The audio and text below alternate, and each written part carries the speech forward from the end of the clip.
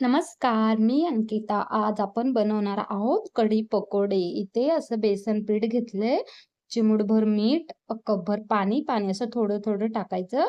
आता आपण त्याच्या अशा गुठळ्या मोडून घेऊया. तिथे छान असं सैलसर आपलं पीठ बनून तयार आहे. 20 मिनिटासाठी आपण पीठ झाकून ठेवूया. त्याने पकोडे एकदम मऊ लुसलुशीत आणि छान होतात. इथे आपलं असं पीठ छान मऊ लुसलुशीत झालंय. कढईमध्ये तेल टाकले. तेल जास्त नाही टाकायचं. आता आपण असे पकोडे छोटे-छोटे पकोडे करून घेऊयात. जास्त पण नाही तळायचे. असे आपले नॉर्मल कलर येईपर्यंत तळायचे. इथे आपले पकोडे असे छान प्रकारे बनून तयार आहेत. आता आपण कढी बनवण्यासाठी सुरुवात करूया. बेसन पीठ, दही असं आपण मिक्सरला बारीक करून घेतले. जिरा, मोहरी फोडणीसाठी, मिरची, कढीपत्ता, लसूण, हिंग, हळद.